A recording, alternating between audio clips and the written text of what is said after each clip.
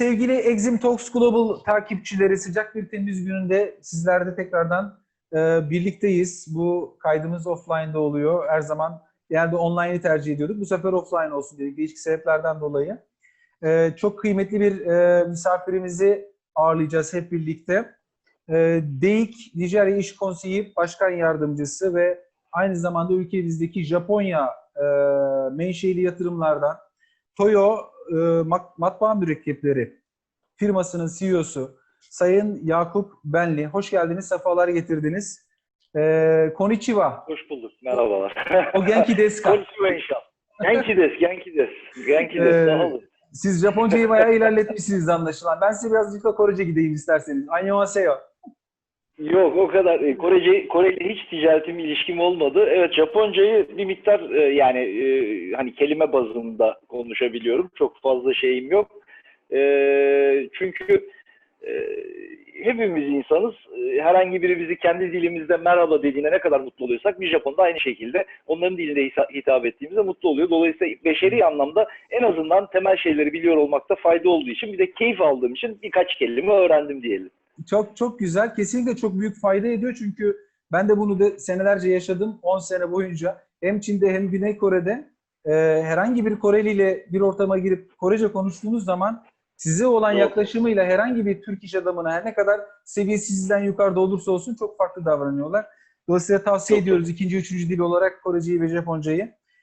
Müsaadeniz olursa kısaca şöyle bir Exim Talks Global'dan bahsedelim istiyorum. Daha sonra zaten sözü size bırakacağım. Bol bol konuşacağız. Bugün Nijerya ile alakalı bir araya geldik. Exim Talks Global dış ticaret platformu. Özellikle farklı ülkelerdeki pazarların daha doğru anlaşılabilmesi adına o ülkelerdeki yetkili ağızları görsel ve yazılı olarak ağırlayan, çeşitli sorular yöneltip karşılığını alıp bir bilgi altyapısı oluşturmaya gayret eden bir oluşum. Kısaca böyle tanımlayabiliriz. Bu misafirlerimiz hem yerel misafirlerimiz oluyor, Türkiye'den misafirlerimiz, hem yurt dışında yatırım ajanslarında veya işte oralarda uzun yıllar dış ticaretle uğraşmış, ticaretle veya yatırımla uğraşmış profesyoneller içinden seçiliyor özellikle. Amacımız bizim ihracat pazarlarımızda mal satmak tabii ki çok çok önemli olmakla beraber bizim mal sattığımız yerlerde malum daha bizden bir tık aşağıda olan sanayileşme anlamında ülkeler. Bu ülkelerde mümkün olduğunca beraber üretebilme, beraber greenfield yatırımlara girebilme veya tek başına bu tarz yatırımları yapıp mümkün olduğunca uzun vadeli katma değer üretecek sistemleri oluşturma. Yani bir bina yapıp, inşaat yapıp, örnek veriyorum, hak edişinizi alıp oradan bırakıp gitme değil de daha uzun vadeli ilişkiler geliştirmeyi biz motto edindik Exim Talks Global olarak ve bunun promosyonunu yapmaya çalışıyoruz. Bir taraftan da bizden sanayileşme anlamında çok çok daha ileri ülkelerden ülkemize yatırımcı çekebilmenin fırsatlarını kolluyoruz. Bunlarla alakalı işbirliklerini oluşturmaya gayret ediyoruz.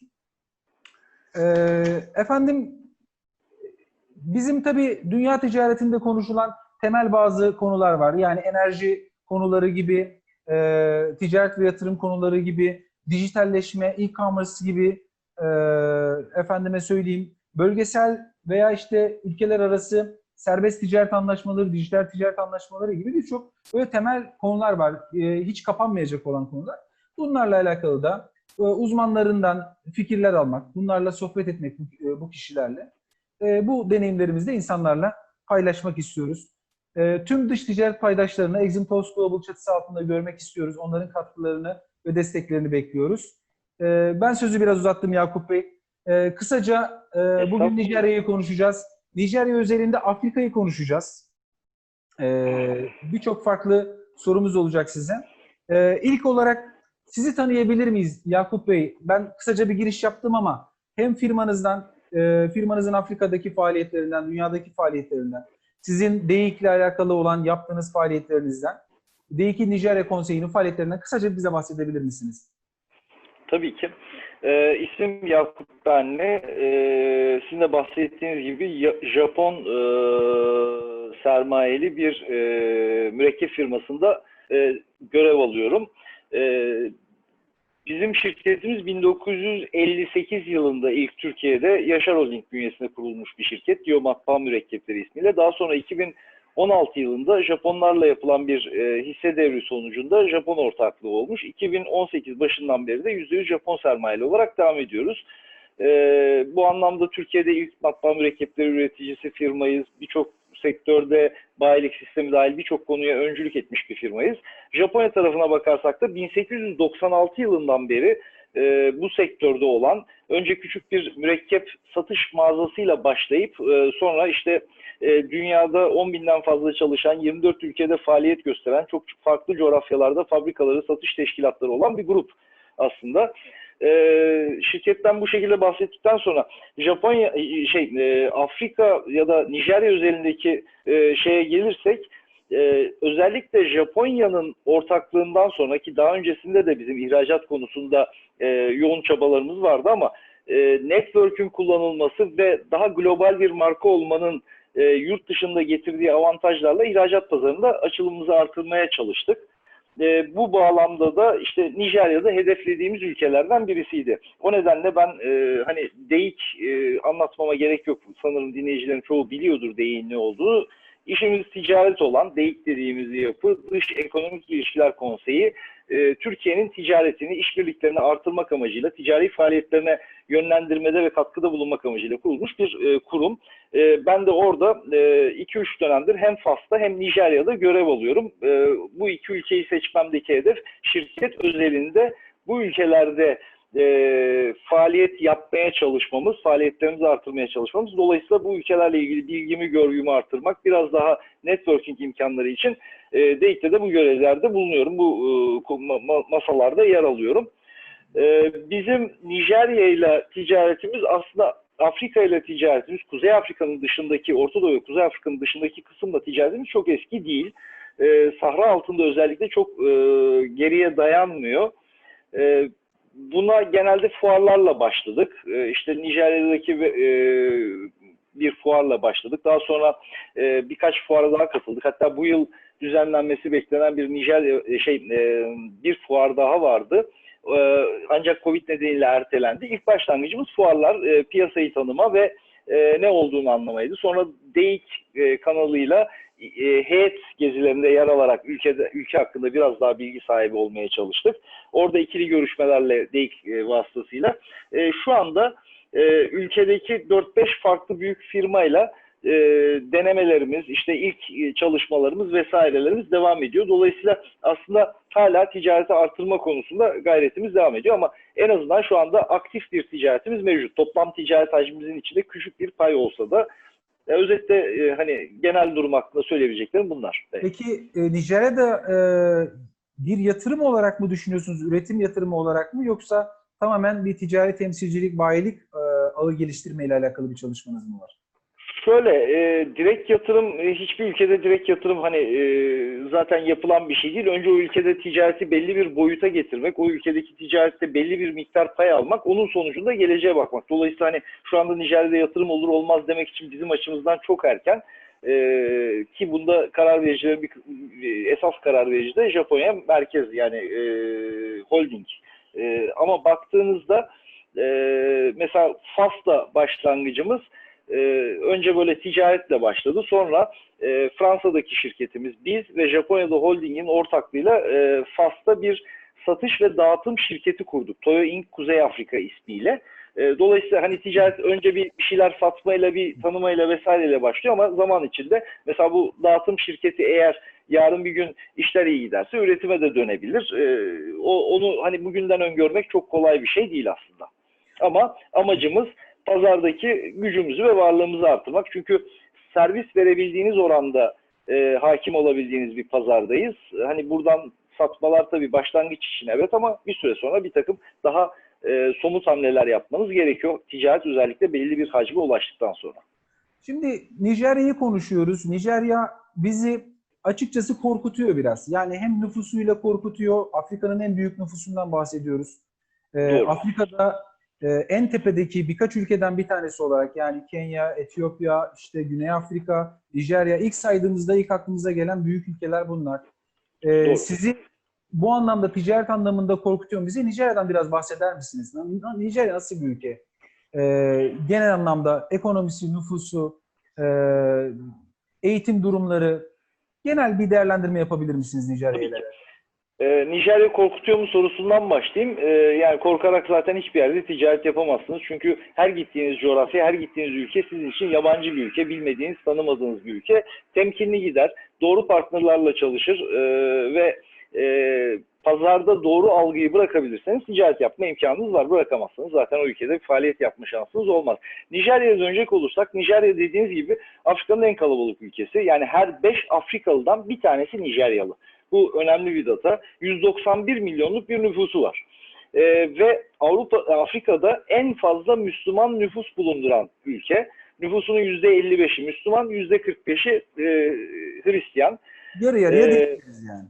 Yarı yarıya diyebiliriz aşağı yukarı. Çünkü 191 milyon sayısında da ne kadar doğruluk payı vardır o da tartışma konusu. Çünkü özellikle kuzeyde ve kuzeydoğuda kayıtlı olmayan insan sayısının çok yüksek olduğu, sayının aslında bunun çok daha üzerinde olduğu bilgileri var. Yani bu biraz spekülasyona girdiği için ne kadar doğrudur bilmiyorum ama kayıtsız bir sürü insanda olduğu söyleniyor.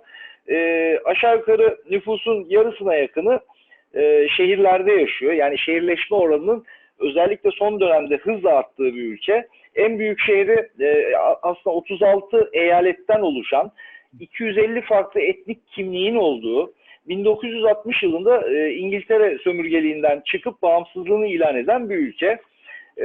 Genel itibarla kadınlar gene dünya ortalamasında %50'ye yakın nüfusun içinde. Ama mesela genç bir nüfus, enteresan bir şey. Nüfusun %44'ü 0-14 yaş arasında. Dünya Bankası'nın 2018 verilerine göre nüfusun %44'ü 0-14 yaş grubunda. Yani doğum Geri kalan oranı çok yüksek. Evet, doğum oranı özellikle 1960-2000'ler arasında çok daha yüksek. Bağımsızlığı kazandığı dönemden sonra ekonomi tarıma dayalı olduğu için nüfus önemli bir parametre. Çalışan sayısı önemli bir parametre. Dolayısıyla nüfus oranının, artış oranının çok yüksek olduğu ama son yıllarda bunun yavaş yavaş düşmeye başladığı, devletin bu konuda bir takım politikalar ürettiği ve %2'lere gerilediği nüfus artışının bir coğrafya. Ama gene artış hızı hala dünyanın birçok yerinden çok yüksek. Onun dışında işsizlik aşağı yukarı %5'lerde. Bir başka enteresan veri de beklenen ömür beklentisi. Erkekler için bu 53 yaş, kadınlarda da 56 yaş. Yani oldukça kısa bir ömür beklentisi var. Yani şartlarla ilgili, şeylerle ilgili. Ülke içinde bu 250 farklı etnik gruptan dolayı ciddi anlamda bir kırılma var ama bütünlüğünü koruyor çünkü varlığın dağılımı ülke içinde eşit değil. Yani kuzeyi ve doğusu, kuzey ve kuzeydoğusu görece daha milli gelirden az pay alan, özellikle güney kesimleri daha fazla pay alan, petrol rezervlerinin daha çok güneyde olduğu, petrol rezervlerinin ağırlığının güneyde olmasından dolayı kuzeyin çok fazla gelir imkanlarının olmadığı bir yapısı var. Onun dışında milli gelirleri aşağı yukarı 370 milyon dolar seviyesinde, pardon 3700 dolar kişi başı milli gelir. %60'ı çalışanların tarımda çalışıyor hala. Şehirleşme yüksek olmasına rağmen iş gücünün büyük çoğunluğu tarımda çalışan bir ülke. Onun dışında aslında en temel belirleyici şey dünyanın en büyük 8. petrol rezervine sahip ve dünyanın en büyük 9. doğalgaz rezervine sahip. Baktığınızda zaten ülkenin ihracatının, dış ticaretinin, dışarıya sattığı malın %90'ına yakını petrol ve türevleri. Bunun iyi yanları da var, kötü yanları da var. Özellikle şu son dönemde petrol fiyatlarındaki düşüşün özellikle kişiler üzerinde değil ama devlet gelirleri üzerinde ciddi anlamda bir etkisi var. Yani 100 dolarlardan 30 dolarlara 40 dolarlara geldiği bir dönemde ciddi bir etkisi var. Mesela şöyle bir rakam var. Devletin bütçeye, bu yıl için bütçeye koyduğu ham petrol fiyatı ilk yaptığı bütçede 42 dolar. Sonrasında 30 dolarlara revize edilmiş.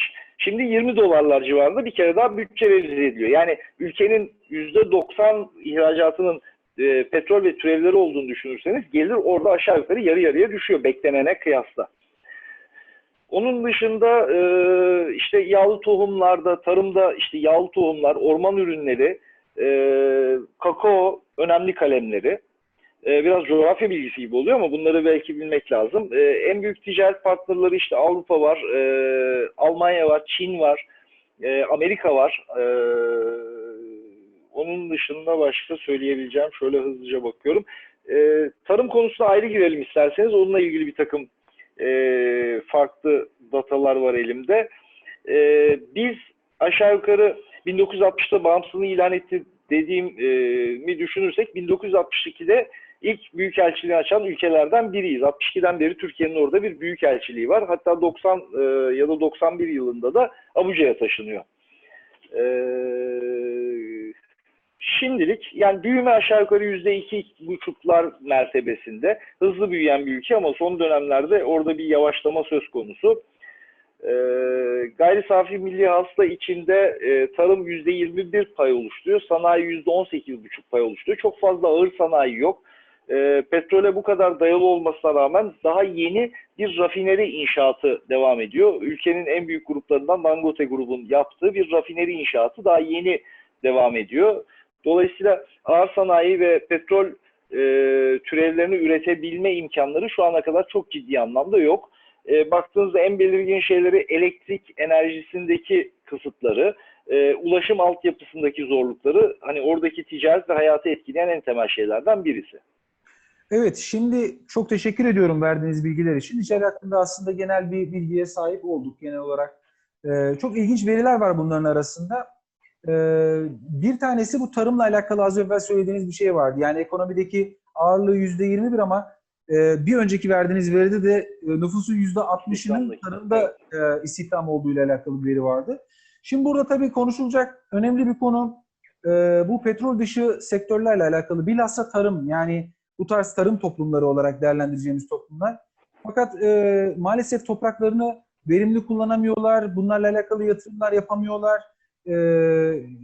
Kendi kendilerine bile yetemiyorlar, daha ötesini söyleyeyim. Bazı Afrika ülkelerinde bizim bilgilerimiz işte commodity gıda grubunda buğday gibi ürünler, örnek veriyorum, Almanya'da üretiliyor. Almanya devleti işte tonu 360 euro olan ürünü devlet sübvanse ettiğinden dolayı fabrika 160 eurolara Afrika'ya satabiliyor. Dolayısıyla hani tarımın da önünde bazı engellerin olduğunu görüyoruz. Kısmen bazı Afrika ülkelerinde de şunu duymuşsunuzdur. Kendi kendilerine yetme politikası. Özellikle tarımla alakalı söylüyorum bunu. Ya biz en azından kendimize yetelim. Yani pirinçte kendimize yetelim. İşte buğdayda kendimize yetelim. Temel sebze meyvede kendimize yetelim. Çünkü gıdada bile dışarıdan tarım ürünlerinde bile dışarıdan ithalatçı pozisyondalar. Dolayısıyla bununla alakalı Türkiye-Nijerya ilişkileri anlamında birazcık da bu çerçeve içinde kalıp bizim Nijerya ile neler yapabileceğimiz, ne tarz fırsatlar olduğu konusunda yorumlarda bulunabilir misiniz? Tarımla ilgili öncelikle ülkenin yüz ölçümü 923 bin kilometre kare. Yani aşağı yukarı 2 tane Türkiye'den bahsediyoruz alan olarak. Ama bu alanın tarıma elverişli kısmı %37. Bu veri çok kritik. Ekilen alan %7,4. Yani %37 tarıma elverişli ama ekilen alan %7,4 ve sizin bahsettiğiniz gibi tarımda kendi kendine yeten bir ülke değil. %33 arazi ekilmiyor. Bunun kendi içinde birçok sebepleri var. Yani mesela buğdayı ithal eden bir ülke. Buğday ihracatçısı değil. Şimdi burada petrol belirleyici bir şey. Yani Türkiye ilişkilerine gelmeden önce tarımla ilgili biraz bilgi vermek istiyorum. Petrol belirleyici bir şey. Petrolden sonra tabii ki tarım politikalarındaki yaklaşımları değişiyor. Çünkü gelir kapıları değişmeye başlıyor. Petrol öncesi mesela aldığım bir bilgi. Dünyanın en büyük yer fıstığı ihracatçısı Nijerya. Petrol üretiminden önce. Ama şu anda yer fıstığı ihracatı yoka yakın neredeyse. Dolayısıyla o sektörden çıkmışlar. Dediğim gibi buğday gibi görece en kolay bir üretimde bile dışa bağımlılar. Burada bir tanesi su kaynakları, bir tanesi arazinin çok uygun olmaması. Yani orman arazisi %9-10 mertebesinde ama ekilebilir arazinin bir kısmının da ciddi anlamda bir tesviyeden geçirilmesi, bir işlemden geçirilmesi, bir düzenlenmesi gerekiyor. O yüzden tarım tarafı maalesef anladığım kadarıyla çok iyi gitmiyor. Türk yatırımcısı adına bakarsanız Bunu da araştırdım program öncesi. Hani bir Türk yatırımcısı gidip orada tarım yatırımı yapabilir mi? Çünkü daha önceki yıllarda Balkanlarda vesaire bir sürü tarım yatırımı yapan Türk yatırımcısı oldu. Birkaç tane problem var. Bir tanesi dediğim gibi mutlaka göl ya da dereye yakın bir arazi temin etmeniz gerekiyor. Çünkü yeraltı suları tarıma çok elverişli değil. Onun dışında araziyi eğer kiralıyorsanız yani bir süre sonra siz o tesviyeyi falan tamamladığınızda arazinin sahibi ya bizim arazi güzelmiş bunu bir alsak da biz kendimiz eksek bu daha kıymetli falan deyip hani kısa süreli sözleşmelerle tarım yapılabilir bir durumda değil ama bir Nijeryalıyla bir Nijerya hukuk ofisiyle uzun vadeli bir sağlıklı sözleşme yapıp ekilebilir ama burada tekrar söylüyorum bütün yapılacak iş kollarında güvenlik konusu temel bir problem. Yani Ben de bu arada sokakta mesela biz burada bir iş adamı olarak Nijerya'ya gittiğimizde rahatça gezebiliyor muyuz? Bunu da bu soruyla birleştirip aslında anlatabilirseniz çok memnun oluruz. ya şöyle aslında bu nasıl algıladığınız, nerede olduğunuzla alakalı. Hani bir zaman bundan 20 sene 30 sene önce Avrupalı Türkiye'ye gelirken biliyorsunuz ki çekincelerle geliyordu. Şu anda kimse bir endişe içinde değil Türkiye'ye seyahat ederken. Dolayısıyla çok dışarıdan biri için gerçekten tehlikeli. Yani ben gittiğim seyahatlerde ciddi korumayla falan gidin dediler. Korumayla gidiyoruz. Ekip arkadaşlarımız da öyle gidiyor. Ama orada yaşayan mesela konsey başkanımız Hakan Bey orada yaşıyor. Bir gün orada buluştuk, otele geldi. Kendi arabasını kullana geldi. Sordum, yani hiçbir endişen yok mu dedim. Hani rahat nasıl geldin? Ya dedi ben biraz daha onlardan gibiyim artık. İki, burada sokakta başına gelebilecek en kötü şey işte biri durdurur seni, işte cüzdanını alır, gözlüğünü alır, saatini alır, yürür gider. Peki adam kaçırmalar vesaire çünkü bunları da duyuyoruz. Hani çok dışarıdan gidince bunlardan ciddi endişe ediyorsunuz. Adam kaçırma genelde öyle sokak hani çok yüksek profil dolaşmıyorsanız Rolls Royce'da sokakta gezmiyorsanız o tür şeylerin başınıza gelme ihtimali görece daha düşük. Daha ziyade adam kaçırmalar bizim duyduklarımız anlatılan bana kendi yanında çalıştırdığı adamlar yani sizin durumunuzu bilen vesaire çevrenizdeki insanlar tarafından başınıza gelen şeyler ama değil mesela tavsiye ettiğim mutlaka bir korumayla gidin kendinizi güvenceye alın çünkü işsizliğin çok yüksek olduğu, insanların ciddi gelir adaletsizliğinin, dengesizliğinin olduğu, Afrika'daki gelir adaletsizliğinin en kötü olduğu 3. ülke. Güney Afrika ve bir ülkeden sonra 3. ülke Afrika'da en yüksek gelir adaletsizliğinde. Dolayısıyla hani tavsiye edilen bir güvenlik önlemiyle gitmek, çok fazla yalnız dolaşmamak ama büyük şehirlerde gene görece az sıkıntı olduğunu biliyorum. Evet, tabii şimdi bir ülkede yatırım yapmak için güvenlik ne kadar önemliyse bir o kadar da altyapısı önemli. Buradaki enerji kesintileri, geçenlerde bir Gine programımız oldu bizim. Gine programında misafir ettiğimiz insanlarla konuşmakta zorlandık. O kadar sık elektrik kesintisi yaşandı ki, internetle alakalı problem yaşadık ki. Dolayısıyla bunların hepsini herhalde bir etmen olarak değerlendirebiliriz. Şimdi biz bu tabii petrol içi, petrol dışı konuları değerlendirirken Türkiye ile alakalı olarak yine bir konuyu açmak istiyorum. Türkiye ile Nijerya arasındaki ticaret son 3-5 yılda birazcık dış ticaret hacmi artmış. Fakat biz açık veren ülke pozisyonundayız bu ticarette. Karşı taraftan aldığımız %90 küsür oranda belki tamamına yakını petrol ve gaz olarak alıyoruz. Ki bu son yıllarda artmış. Öncesinde de yok. Karşılığında da sanayi ürünleri, gıda vesaire gibi ürün gruplarını satıyoruz. Ama bu bunu karşılamıyor. Şimdi benim burada şöyle bir tespitim var. Bu DEİK bu konuda zannediyorum yeterince bilgi sahibidir. Bir MOU yapıldı. Bir Nijerya-Türkiye arasında Memorandum of Understanding anlaşması yapıldı. Bu anlaşmanın içeriğiyle alakalı bizimle paylaşabilir misiniz? Yani bu tarz anlaşmaların şu ana kadar bir katkısı oldu mu? 3-4 aylık süreç gerçi ama veya ne tarz katkıları bekleniyor? Bir de buna mukabil barter ticaretiyle alakalı bir konuyu gündeme getirmek istiyorum. Afrika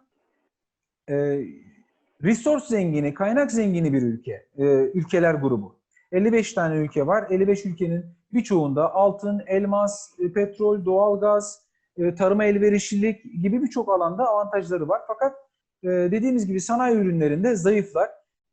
Kendi işlerinde de bununla alakalı aldıkları aksiyonlar var. Birkaç soru sonra bu konuya da geleceğiz ama e, bu anlamda bizim herhangi bir Afrika ülkesiyle Nijer üzerinde de değerlendirebilirsiniz. Genel olarak da değerlendirebilirsiniz. Merkez bankalarının garantör olduğu bir dış ticaret anlaşması yapılsa, biz onların kaynaklarını karşılığında sanayi ürünlerimizi göndersek, benim ihracatçım alacağı ödemeyi kendi Merkez Bankamızdan alsa, diğer tarafta yine kendi Merkez Bankası'nın alacağı ödemeyi alsa, daha sonra devletler kendi aralarında muhasipleşse.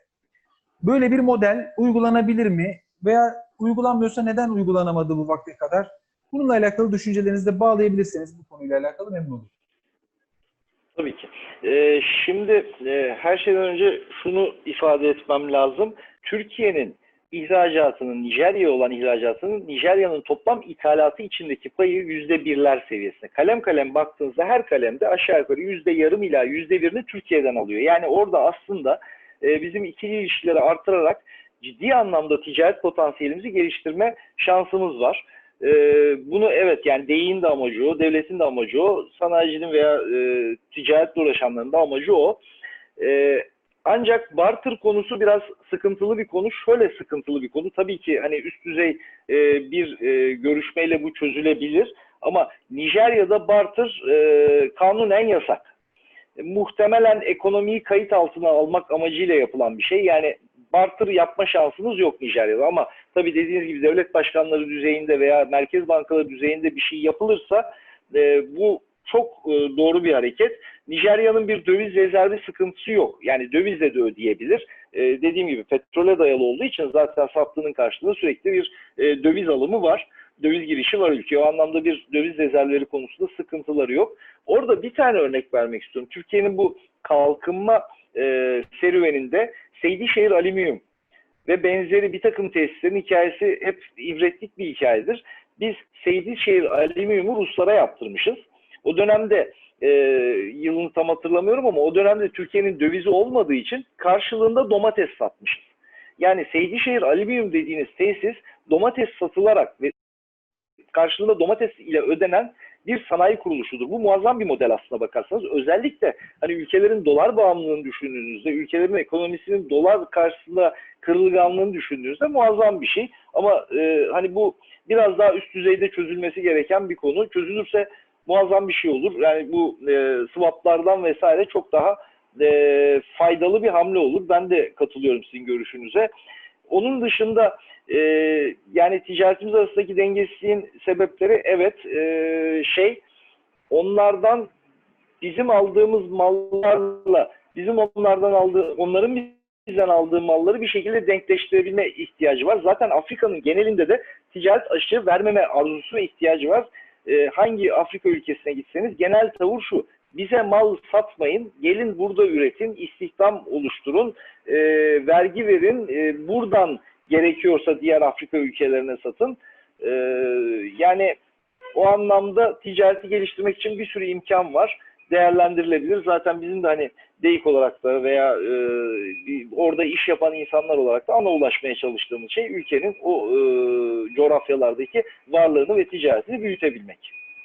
Çok güzel. Şimdi şöyle bir noktaya geldik. Şimdi Nijer üzerinde konuşuyoruz bazı şeyler ama bir taraftan Afrika'yı da yansıtan bir ülke Nijerya. Şimdi tabii Afrika'da bahsettiğiniz böyle bir anlayış hakim olmaya başladı. Yani gelin burada üretin, bizimle Evet. beraber üretin. Zaten bizim mottomuz da o, biliyorsunuz. Sürekli söylüyorum. Bir taraftan Afrika'da şöyle bir gelişme oldu. Çok yeni bir gelişme bu. Uzun süredir görüşmeleri devam ediyordu. Continental Free Trade Agreement. Yani Afrika kıtası serbest ticaret anlaşması 55 ülkenin 54'ünün onayını almış durumda ve faaliyete de zannediyorum Temmuz ayı itibariyle geçmiş oluyor.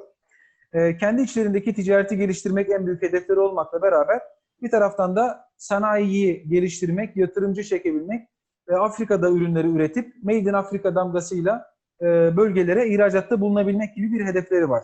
Kaldı ki Afrika bölgesi dünyanın bu dönüşümünde, sanayi dönüşümünde bir sonraki üretim merkezi olacak. Bu 10 sene sonra mı olur, 20 sene sonra mı olur bilemiyorum ama böyle bir durum söz konusu.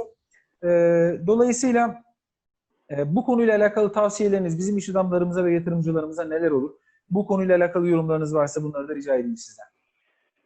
Şimdi tabii Afrika'da baktığınızda Avrupa'ya örnek alıyor. Bir takım oradaki işte Avrupa Birliği benzeri şeyleri iyi niyetle uygulamaya çalışıyor. İşte bunun dediğiniz gibi Afrika Birliği çalışması var ki Nijerya buna en son imza koyanlardan biri. Yani uzun süre bu sözleşmeye taraf olmadı. Çok yakın bir zamanda bu sözleşmeye taraf oldu. Şu ana kadar çok bir etkisi olmadı en azından Nijerya özelinde. Ama Batı Afrika Birliği diye baktığınız ECOWAS 15-16 ülkenin birlikte kurduğu büyük bir samimiyetle, iyi niyetle aslında hani önce aradaki sınırların, ticaret engellerinin kaldırılması, daha sonra bir takım ne diyeyim para biriminin ortaklanmasına kadar gidecek bir çabayla kuruldu ama o da bazen ülkelerin bireysel düşünmesi nedeniyle çok aktif çalışmayan sistemlerden biri. Yani her ülke işte bunu destekliyor ama bir noktaya geldiğinde ithalatı artmaya başladığında sınırlarda bir takım bariyerler koyup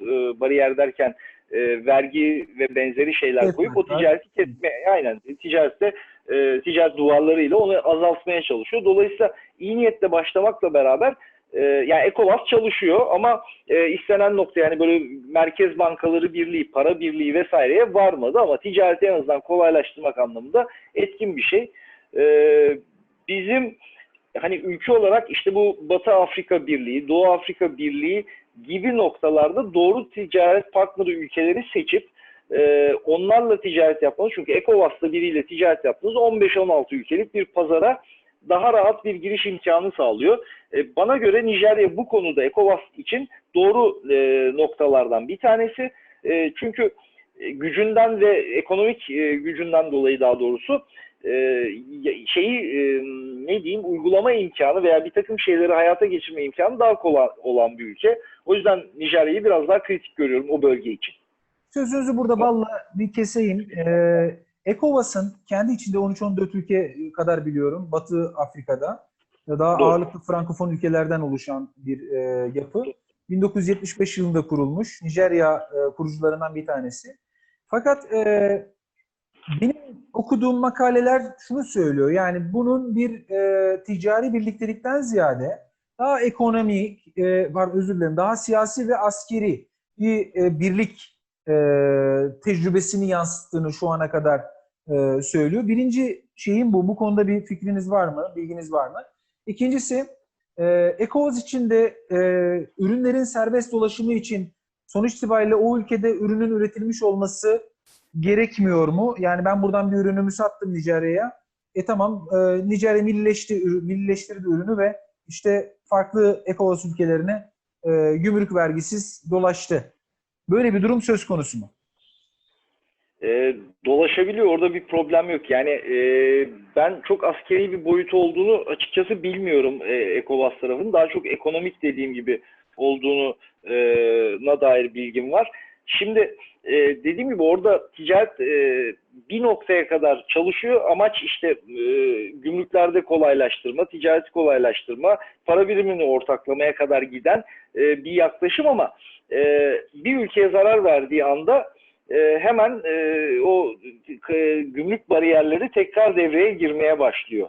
Dolayısıyla beklendiği kadar iyi niyetli bir çıktı elde edildi mi sorusuna hayır edilmedi gibi görünüyor. Ama en azından bir takım yani özellikle şimdi yani sadece Nijerya içinde 250 etnik grubun olduğunu düşünürseniz ki gerçi bunun %70'i 2-3 etnik gruptan oluşuyor. Gerisi çok küçük küçük ama Afrika coğrafyasında 15-16 ülkenin bir araya gelmesi her ne kadar az işlese de hiç olmayan bir sistemden kat kat iyi bir sistem.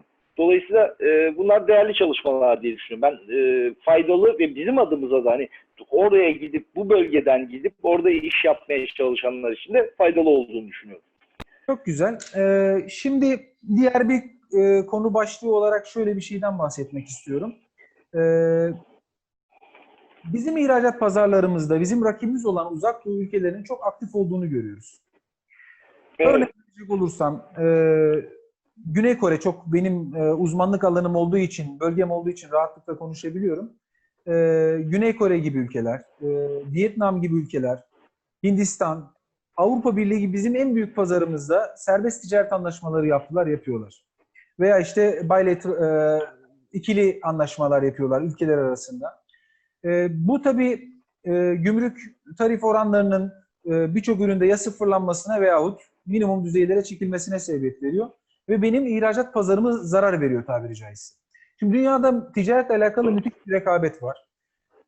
Afrika bizim için Doğru. önemli bir pazar ve ben STA'lar noktasında veya işte bölgesel işbirlikleri noktasında özellikle tariflerin sıfırlanması veya işte belirli minimum değerlere çekilmesi noktasında biraz sanki geriden takip ettiğimizi veya bu konuda biraz hızlanmamız gerektiğini düşünüyorum. Afrika ülkeleriyle bizden bir tık geride gelen veya Orta Asya ülkeleriyle veya Orta Doğu Körfez ülkeleriyle bu tarz aksiyonlar daha fazla gündemimizde olmalı kanaatini taşıyorum. Bu konuyla alakalı yorumlarınızı alabilir miyim? Ya şimdi Afrika'daki bütün ilişkilerinde, bütün ticari bağlantılarda hep gördüğüm Türkiye'nin Afrika pazarında, samimiyetle söylüyorum bunu, kimseyi eleştirmek gibi algılanmasın, geç kalmış bir ülke olduğunu düşünüyorum. Yani orası nüfus anlamında, büyüme potansiyeli anlamında, ihtiyaçlar anlamında ciddi bir pazar, ciddi bir partner olma potansiyeli olan bir yer ama baktığınız zaman Afrika'da hakimiyet kimdedir derseniz Lübnanlılarda, Hintlilerde, Çinlilerde ve Avrupalılarda. Yani Türkleri orada çok daha az görüyorsunuz. Özellikle Sahra altına doğru geçtikçe. Var, tabii ki var. Yani bu arada şunu hemen söyleyeyim. Mesela Hayat Kimya'nın Nijeryalı bir yatırımı var. Orada lokal olarak ürettiği en büyük Türk yatırımı bildiğim kadarıyla oradasa Hayat Kimya. İşte YKS grubu orada bir takım inşaat faaliyetlerinde bulunuyor. Gene duyduğum bildiğim kadarıyla. Yabancı gruplardan işte Unilever'lerin vesairelerin hepsinin olduğu bir pazar. Ben Türkiye'yi hani bu konuda biraz geç kalmış diye düşünüyorum. Yani geç kaldığımızı düşünüp üzülmek için artık çok geç. Ne yapabiliriz diye bakmak lazım. Şimdi Çin'in varlığına gelince Çin'in varlığından tabii ki sadece Türkiye değil Amerika rahatsız. Yani Amerika'nın kendi içinde yaptığı değerlendirmelerde Çin'in bölgeye olan hakimiyetinden duyulan rahatsızlık bütün raporlara zaten yansıyor. Hatta onları desteklemesinden hoşnutsuzluğu, yani en son ABD Ulusal Güvenlik Strateji metninde Afrika'ya ilişkin bölümde bakın not şu. Afrika'da genişleyen Çin varlığından duyduğu rahatsızlığı dile getiriyor. Yani bu sadece bizimle ilgili bir konu değil. Çin genel anlamda ticarette birçok ülkenin önünü kesiyor. Önünü kesiyor demeyelim, o kendi işini yapıyor. Biz de kendi işimizi yapıp bu ticareti kendi adımıza artırmak durumundayız. O kendi adına başarılı. Biz daha başarılı olmalıyız ki devam edebilelim.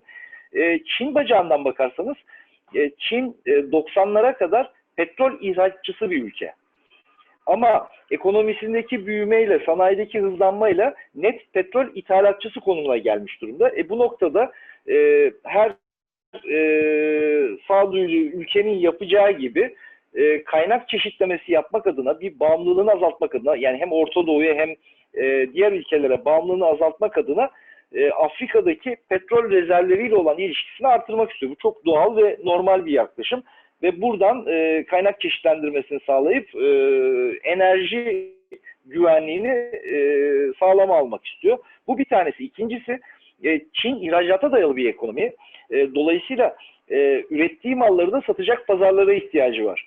Şimdi bir harita vardır, bilmiyorum gördünüz mü? Yani Afrika kıtasına Avrupa'nın tamamını yerleştiriyorsunuz neredeyse. Hani o şeyden dolayı, açıdan dolayı Afrika olduğundan daha küçük görünmekle beraber Afrika dünya nüfusu üzerine ciddi bir pazar, bölge artı büyüme anlamında baktığınızda ciddi bölge. Dolayısıyla Çinli de bunu görmüş ve bu pazara doğal olarak hamle yapıyor.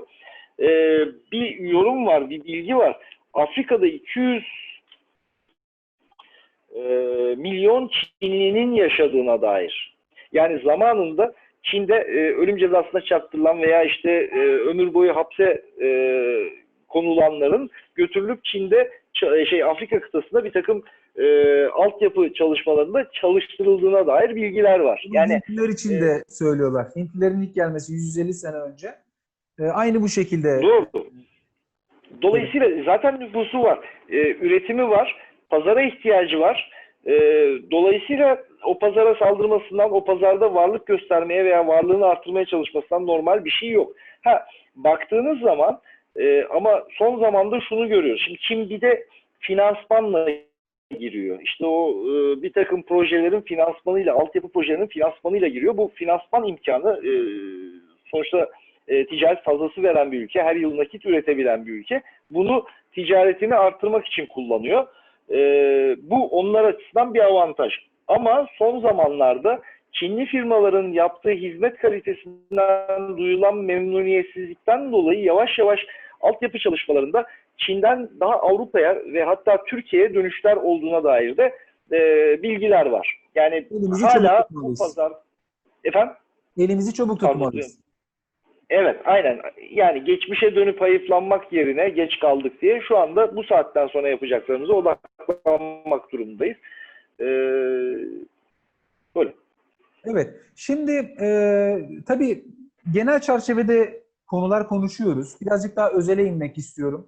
Nijerya ile alakalı mobilya sektöründen, tekstil sektöründen, otomotiv yedek parça sektöründen, kimya sektöründen, inşaat malzemeleri sektöründen, birçok farklı sektörden dostlarımız sektörel değerlendirmeler de arzu ediyorlar bu tarz programlarda.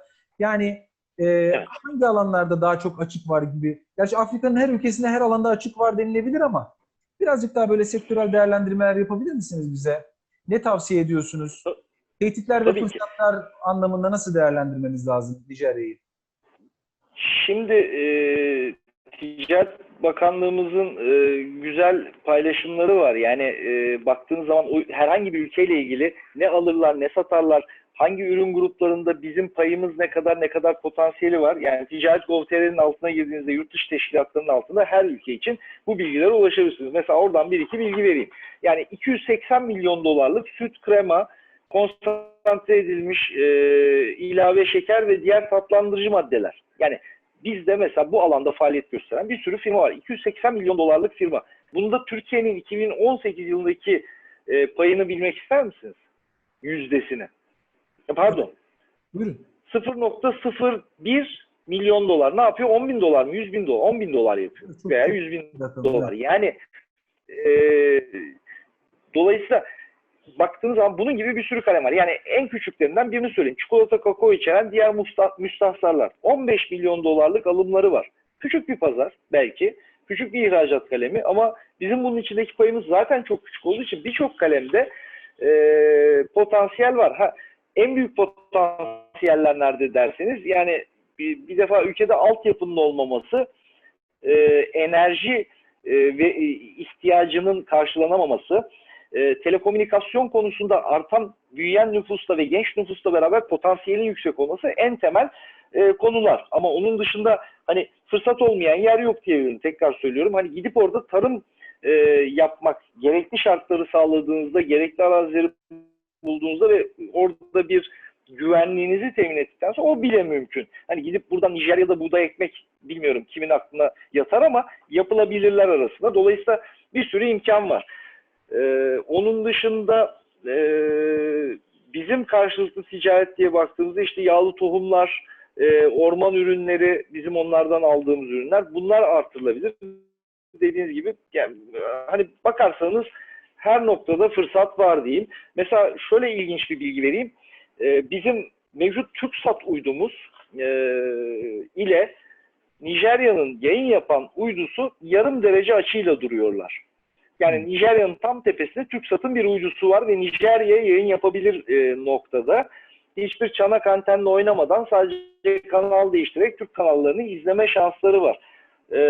Baktığınızda Avrupa'nın Afrika'daki bu hakimiyetinin arkasında çok basit birkaç tane hamle vardır. Yani işte Fransa'nın Tele5'in Afrika kanalı vardır. BBC Afrika vardır. O dilde, o şeyde yayınlar yapar. Şimdi dolayısıyla bizim böyle de bir imkanımız varken bu tür şeyleri değerlendirebiliyor olmamız lazım.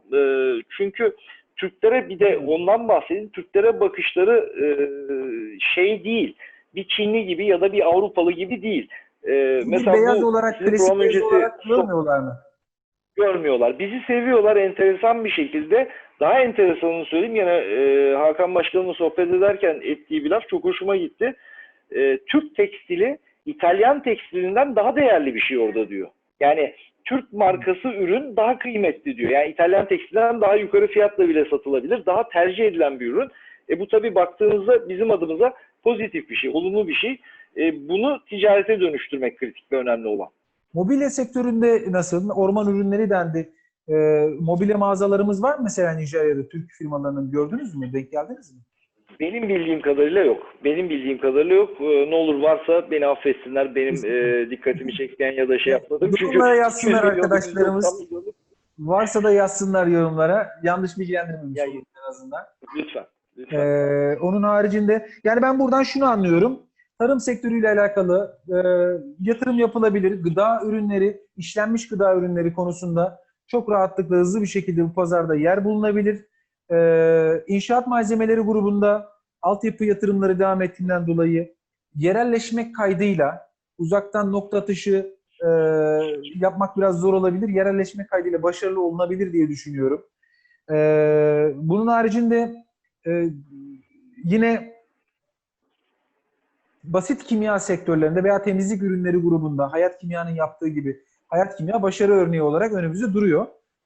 Aynen.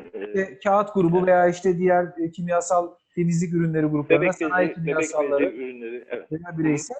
Bunlar da hem uzaktan hem yakından yerelleşerek başarılı olunabileceğini öngörüyoruz. Güvenlik önlemlerini almak kaydıyla. Peki orada bir yatırım yaptık, bir şirket kurduk. Karımızı dışarı çıkartmada veya buradan göndereceğimiz herhangi bir para transferinde problemle karşılaşabilir miyiz? Ne tarz problemlerle karşılaşırsak? Bildiğim kadarıyla yani birkaç şirket tipi var. Yani her şeyden önce şunu söyleyeyim. Orada iş yapmayı planlayan firmaların mutlaka hani DEİK olur, başka o bölgede aktif olan diğer insanlar olur. Ama konsolosluk olur, ticari ateşelik olur. Mutlaka bir temasta olması ve o tür coğrafyalarda en büyük yaşanabilecek sıkıntı olan ticari ilişkilerde anlaşmazlıkların çözümü için önceden düzgün sözleşmelerini, avukatlık hizmetlerini almak için bir faaliyette bulunmasını tavsiye ediyorum öncelikle. Yani bunu zaten bu işi ciddi yapan herkes öncesinde bunu yapıyordur mutlaka ama gene ben bir kere daha altını çizmek istiyorum. Onun dışında farklı şirket tipleri var. Şirket iş yapma zorluğu anlamında zor bir ülke. Yani o iş yapma zorluğu sıralaması da bildiğim kadarıyla 185 ülkenin içinde 170. sırada. Yani oldukça gerilerde. Kolay değil ki iş yapmak. Şirket kurumları vesaire tamam mümkün. Kar transferlerinde bildiğim kadarıyla herhangi bir sınırlama da yok o anlamda. Ama bankacılık altyapısı mesela çok kötü. Yani mortgage kredisi kullananların oranı 500 ülke genelinde. Yani bir bankayla kredi kartı olanların oranı yurt dışına seyahatleri yoksa çok nadir. Dolayısıyla bankacılık ve ödeme altyapısı çok şey değil, sağlıklı ve ne diyeyim, gelişkin durumda değil. Orada da bir Türkiye'de genel bir güven sorunu var. Öyle gözüküyor. Evet. Evet, yani burada peki döviz kurunu nasıl dalgalı bir kur mu politika olarak izliyorlar? Bir de kara borsa durumları olduğunu duydum ben. Döviz kuruyla alakalı. Resmi kur, bazı ülkelerde bu tarz durumlar oluyor biliyorsunuz. Türkmenistan örneğini çok sık paylaşıyorum. 3.52 resmi kurdur mesela. 20 manat serbest piyasadadır. Paranızı konvert edemezsiniz. İstediğiniz kadar manatınız olsun. Herhangi bir ticaret karşılığı bir bankaya evrak sunamıyorsanız ki sunsanız bile onun %2'sini, %3'ünü konvert edebiliyorlar bir ay içinde. Dolayısıyla bir döviz sıkıntısı çok ciddi miktarda yaşıyor. Orası da yine kaynak zengini bir ülke. Yani bunun örnekleri dünyada var. Nijerya'da belki bunlardan bir tanesidir diye soruyorum bunu. Şöyle bir defa demin bahsettim aslında bir döviz rezerv sıkıntıları yok. Yani petrol ihraç edebilmekten dolayı döviz rezervi anlamında bir sıkıntıları yok ama evet ülkede iki tane kur var. Bir tanesi resmi kur aşağı yukarı bir ayranın 360 dolarlarda olduğu kur. Bir de kara borsa kuru o da 450 dolarlarda iki kur geçerli. O yani birçok ülkenin veya gelişkin olmayan ekonomilerde birçok kapalı ekonominin ya da daha az gelişmiş ekonominin gerçeği maalesef. Peki başka şöyle bir şey var. Yine bizim projeci firmalarımız bunu soruyorlar. Otel konut ihtiyaçları konusunda. Otel konut ihtiyacını soracağım ama şöyle bir format var. Afrika'nın birçok ülkesinde uygulanan. İşte araziyi özelden veya resmi kurumlardan çok uzun vadeli kiralıyorsunuz. İşte 20 sene, 30 sene, 40 sene. Daha sonra buraya kendi bütçenizle evleri yapıyorsunuz ve kiraya veriyorsunuz. Bu kiralar oralarda konut problemi olduğundan dolayı genel anlamda e, özellikle expat nüfusu tarafından kullanılan, tercih edilen yerler oluyor. Dövizle kiralıyorsunuz ve ciddi gelirler elde ediyorsunuz. Çok çok kısa bir sürede, 5-6 senede yaptığınız yatırımın karşılığını alıyorsunuz. Sonrasında kar olarak hanenize işliyorsunuz. Böyle bir format var. Nijerya'da bu durum nasıl? Otelde mesela bir odanın günlük değeri aşağı yukarı ne civardadır? Otel rahat bulunabiliyor mu? Gibi bir sorun var. Arkadaşların iletmemi istediği, elçiye zeval olmaz. Böyle Estağfurullah. Her şeyden önce konut konusunda bir sıkıntı var. Çok net bir sıkıntı var. Datalar şöyle 16 milyon konut açığı olduğu. Oo. Ve bunun hani gerçekleşmesi de çok ucuz ve kolay bir yatırım değil. 16 milyon konut açığı var ve bunun 5 milyonu Lagos'ta. Tabii baktığınızda bunun kendi içinde sebepleri var. Şehirleşmenin işte %25'lerden son 20 yılda %25'lik kentli nüfustan 70'lerde 75'lerde %25'lik kentli nüfustan bugün %50'lere çıkmış olması köyden kente olan veya kırsaldan kente olan hareketin fazlalığı büyük şehirlerde ciddi bir konut eksikliği doğuruyor. Dolayısıyla orada bir potansiyel var. Ama yani arsa verilir verilmez tekrar söylüyorum bütün gelişme arzusundaki ülkeler gibi Nijerya'da orada yatırım yapacak herkese imkan sunup bunu kolaylaştırmak için gayret içinde. Dolayısıyla yetkililerle görüştüğünüzde şu kadar konut yapacağım, bunu böyle istiyorum, böyle yapıyorum dediğinizde hayır cevabı almanızın çok mümkün olduğunu düşünmüyorum. Yani arsa tahsisleri vesairenin mümkün olduğunu düşünüyorum. Bildiğim kadarıyla da mümkün yani. Onun dışında otel eksiği var. Otellerde ben hani girdiğimde Afrika'daki bütün otellerde yanlışsam ne olur tercih etsinler beni. Hala şeyi hissediyorum. Ya açık açık söyleyeceğim bunu. Köle düzeninin aslında bitmediğini, sadece format değiştirdiğini hissediyorum. Yani dışarıda korkunç yoksul bir yaşam. Otelin içine girdiğinizde bir vahanın içindesiniz. Bir sürü Avrupalı'nın olduğu, böyle şadırvanların olduğu, her türlü konforun olduğu oteller. Afrikalılar ya da Nijeryalılar orada sadece kapının önünde güvenliği sağlamak için, içeride servis yapmak için, yani baktığınızda orada müşteri olarak bulunan Nijeryalı ya da Afrikalı sayısı o kadar sınırlı ve az ki ben hep şeyi hissediyorum. Yani evet eskiden karın tokluğunda çalışılan bir düzenden bugün belli bir maaş karşılığı çalışılan bir düzene geçilmiş. Bunu da dipnot olarak arada anlatayım. Kişisel fikrimdir. Tekrar söylüyorum. Kimse yanlış anlamasın ama otel konusunda bir eksik var mı? Var.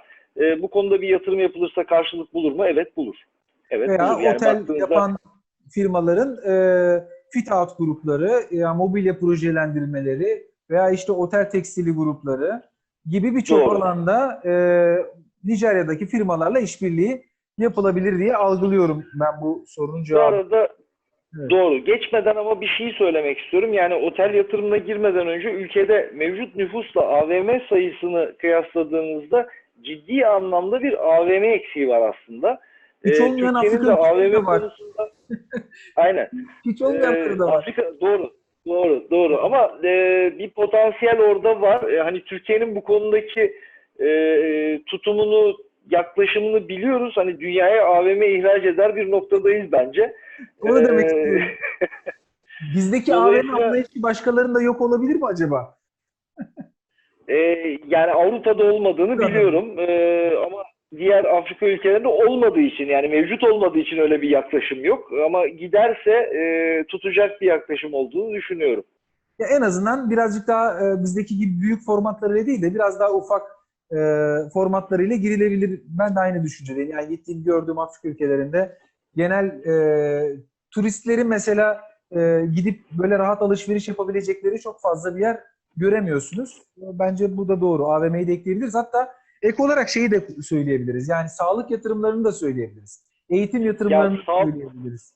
sağlık, eğitim, otoyol, köprü, altyapı, enerji hepsinde ciddi anlamda eksikliği ve potansiyeli olan ve bu konuda hani her türlü yeşil ışığa açık olan bir ülkeden bahsediyoruz aslında. Her türlü Evet. fırsatı değerlendirme arzusunda olan bir ülkeden bahsediyoruz. Tabii şimdi buradaki terör olaylarına hiç değinmedik. Yani bu Nijerya'daki terör olayları, bir güvenlik probleminden bahsediyoruz ama bu terör olaylarının sebepleri 250 farklı kabile diyelim. Bunların arasındaki kaynak rekabetinden kaynaklanan şeyler midir? Yani Nijerya'nın büyümesini kim istemiyor? Aslında onu biraz merak ediyorum. Yani bu kadar doğal kaynakları var ama bunları hiç neredeyse değerlendiremiyorlar diyebiliriz. Ne düşünüyorsunuz bu konuda? Ya terör konusunda birkaç şey var. Bir tanesi demin bahsettiğim gibi Kuzeydoğu'daki Boko Haram. Yani Boko Haram aslında gelişmesinin önündeki terör anlamındaki en büyük tehlikelerden bir tanesi. Ama Boko Haram'ı da kuranın siyasi rekabette, seçimlerde karşı tarafı biraz daha bastırmak olan bir başka Nijeryalı grup olduğu söylemleri var. Dolayısıyla hani derler ya Türk'ün Türk'ten başka düşmanı yoktur. Muhtemelen Nijeryalı'nın da Nijeryalı'dan başka düşmanı Anlamda yok. Dolayısıyla bir tanesi o. İkincisi tabii terör olayı mı diyelim ama güvenlik zafiyetlerinin en temeli imkansızlıklar. Yani fakirlik, gelir adaletsizliği, yani dediğim gibi Afrika'daki gelir adaletsizliğinin en kötü olduğu üçüncü ülke. İnsanların çok ciddi ihtiyaçlarının olması ama bunun karşılığı gelirlerinin olmaması, bunlar aslında biraz tetikleyen şeyler. Yoksa bir dış mihrak olduğunu çok zannetmiyorum. Yani Nijerya'nın gelişmesi kim istemez? Baktığınızda Nijerya'da, Kuzeydoğu'da o kendi düzenini sürdüren her kimse o tabii ki istemez yani bir üniter hale gelmesini, kendi içinde bir düzenin oluşmasını tahmin ediyorum. Gene kendi içlerindeki problemler bunlar ve insanların bir çıkış yolu arayışı. Evet, teşekkür ederim. Şimdi yine farklı bir soru. Çok ciddi bir genç nüfusu olduğundan bahsettik. Hatta 0-14 yaş arası Evet. çok ciddi bir oranı az evvel ifade ettiğiniz notuma da Doğru. almıştım. %44'ü dediniz nüfusun. Doğru. Doğru not aldıysam eğer. Doğru. Ee, Doğru. Bir de tabii bu kadar genç nüfusun olduğu yerde hızla zengin olmak isteyen bir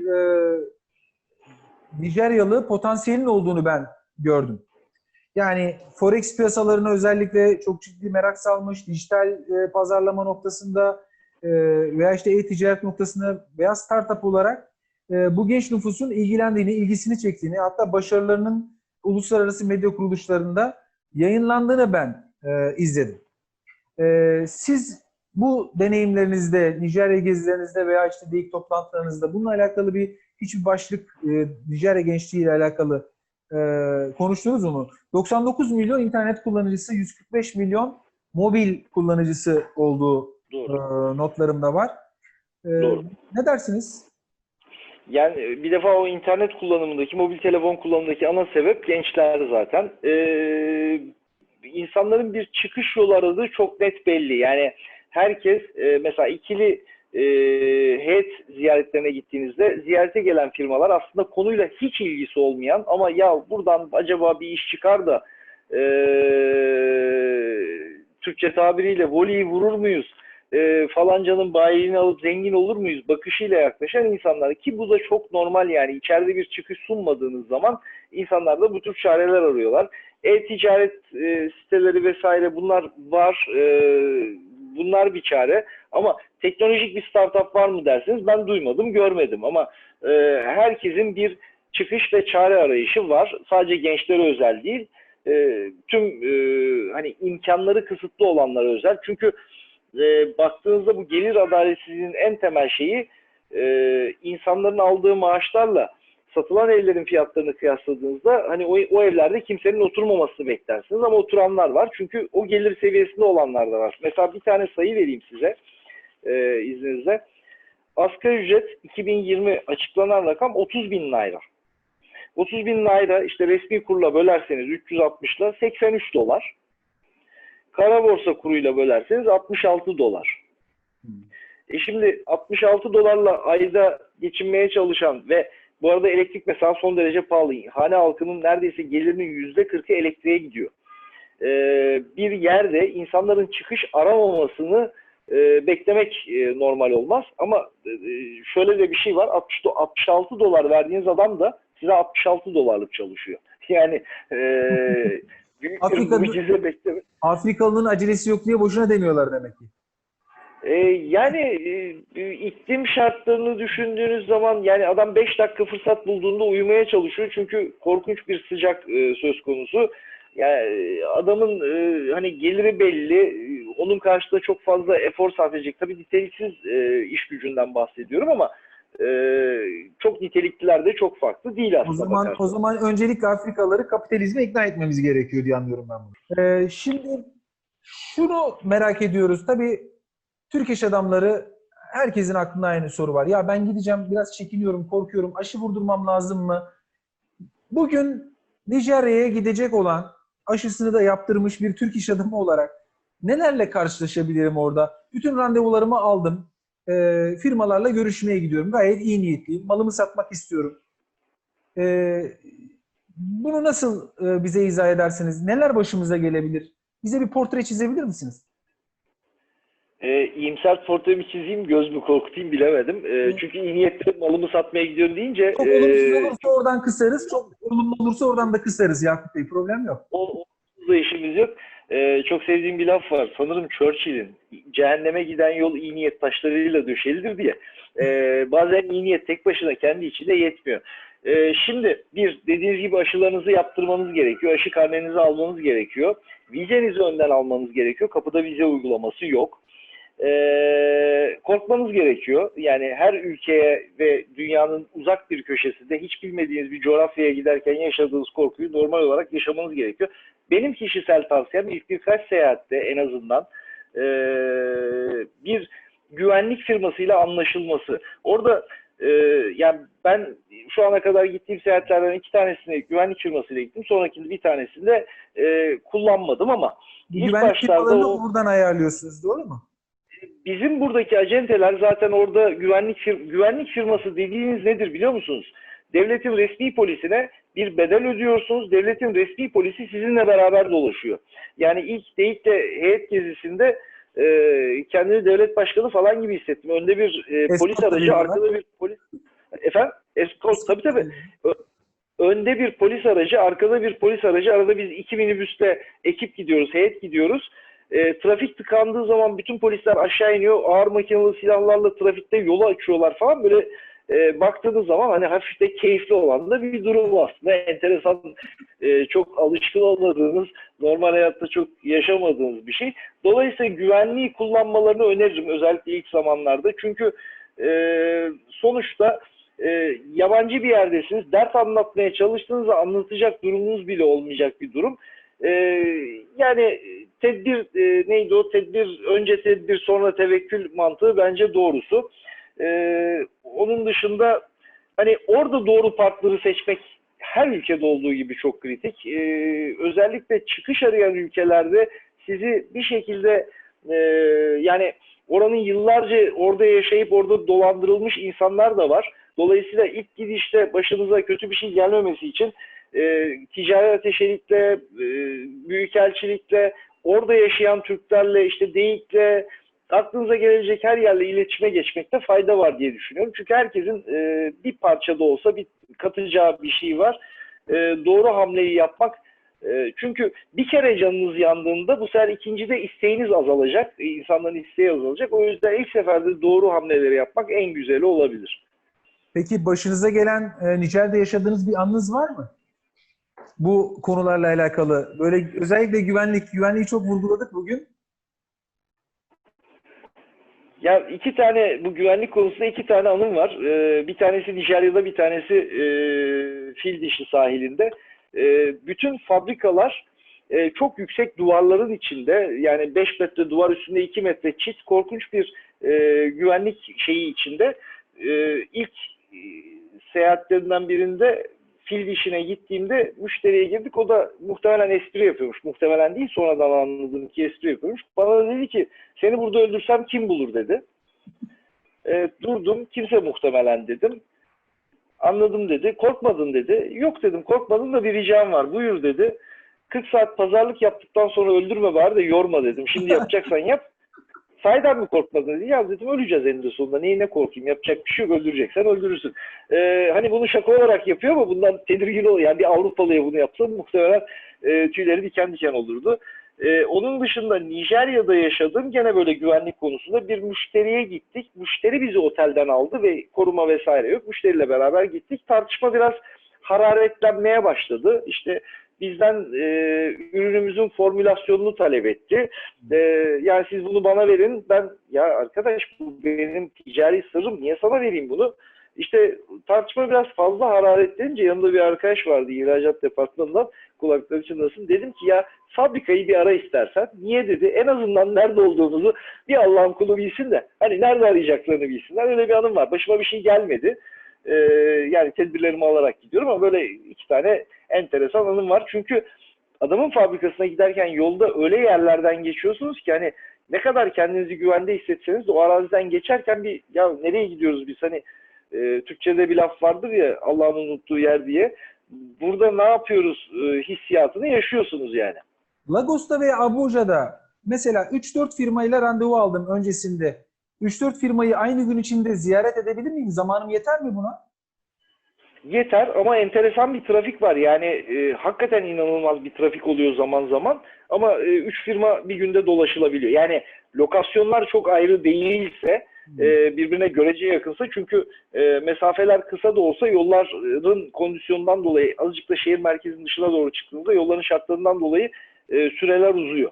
Yani iki Bizim firma gezdi, üçüncü firmada biraz zorlamanız gerekebilir belki. Ben 3 firma yapıyorum yani gittiğim zaman. 3 firmayı gezdik. Karnımız acıktı. Yemek yemeye gideceğiz. Biliyorsunuz Türklerin yurt dışındaki en büyük yatırımları dönerci, döner restoranları.